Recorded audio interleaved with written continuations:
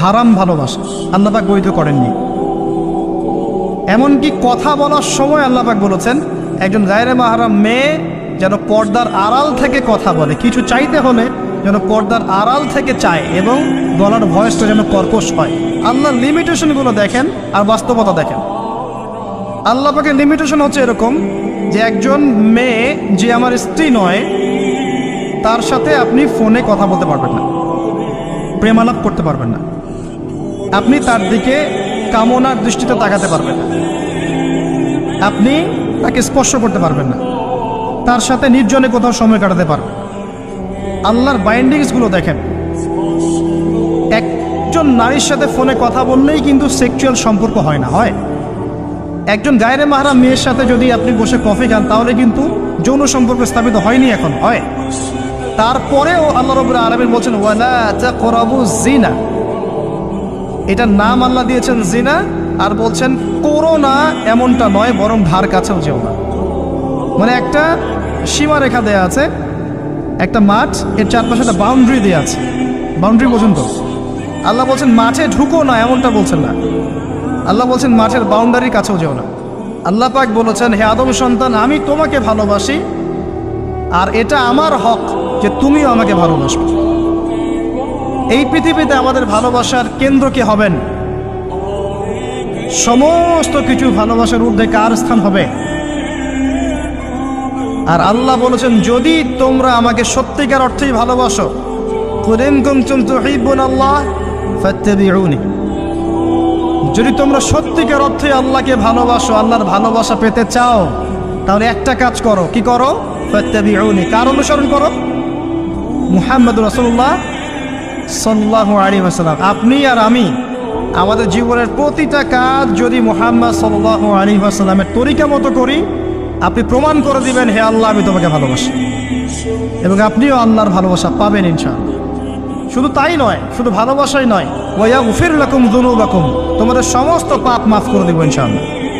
আল্লাহু গফুর রহিম, আল্লাহ পাক হচ্ছেন পরম করুণাময়, অসীম দয়ালু। এখন নবী সাল্লাল্লাহু আলাইহি ওয়াসাল্লামকে অনুসরণ কিভাবে করবেন? ঘুমাবেন কার মতো? রাসূলের মতো। উঠবেন কার মতো করে? ওযু করবেন কার মতো? বাথরুমে যাবেন কার মতো? বের হবেন কার মতো? নামাজ পড়বেন কার মতো করে? তিলাওয়াত করবেন কার মতো? জিকির করবেন কার তরিকায়? ব্যবসা করবেন কার তরিকায়? চাকরি বাকরি কার তরিকায় করবেন? বিভিন্ন সেক্টরে দায়িত্ব কার মতো করে পালন করবেন? একজনই আপনার উসওয়াতুল হাসানা, লাকাদ কানা লাকুম ফি রাসূলিল্লাহি উসওয়াতুল হাসানা। একজনকে আল্লাহ পাক রোল মডেল করেছেন, একজনকে কি করেছেন? Role model. তাকে ফলো করলেই ইনশাআল্লাহ আপনি জান্নাতে চলে যাবেন। আর এটা কি শুধু জীবনের একটা ক্ষেত্রে করবেন না সমস্ত ক্ষেত্রে করবেন? আল্লাহ তৌফিক দান করুন। আর নবী সাল্লাল্লাহু আলাইহি ওয়াসাল্লামকে যারা ভালোবাসেন তাদেরকে আপনি ভালোবাসবেন। নবী সাল্লাল্লাহু আলাইহি ওয়াসাল্লামকে যারা ভালোবাসেন তাদেরকে আপনি ভালোবাসবেন। যারা নবীকে ভালোবাসে না তাকে কি ভালোবাসবেন? ভালোবাসার মানদণ্ড কি হবে? আল্লাহর জন্য ভালোবাসবো, আল্লাহর জন্যেই ঘৃণা করব। এটা আল্লাহর জন্য কাছে আসা, আল্লাহর জন্যই দূরে যাওয়া। আরশের নিচে আল্লাহ পাক যে কয় শ্রেণীর মানুষকে আশ্রয় দিবেন, যে 7 শ্রেণীর মানুষকে, তার মধ্যে এক শ্রেণী আছে এমন 2 ব্যক্তি যারা পরস্পরকে শুধু আল্লাহর জন্য ভালোবাসে। সুবহানাল্লাহ। কেউ যদি কাউকে আল্লাহর জন্য ভালোবাসে তার উচিত তাকে জানিয়ে দেয়া যে হে অমুক ভাই আমি আপনাকে আল্লাহর জন্য ভালোবাসি। অমুক দিনী বোনকে বলতে পারে আমি আপনাকে আল্লাহর জন্য ভালোবাসি। এক ভাগ ভালোবাসা দিয়ে পৃথিবী চলছে। এবার আসেন এই দুনিয়ার জীবনে আল্লাহ পাক রিজিকের পাশাপাশি একজন আদর্শ দিলেন, উসওয়াতুল হাসানা দিলেন, তাকে ফলো করতে বললেন।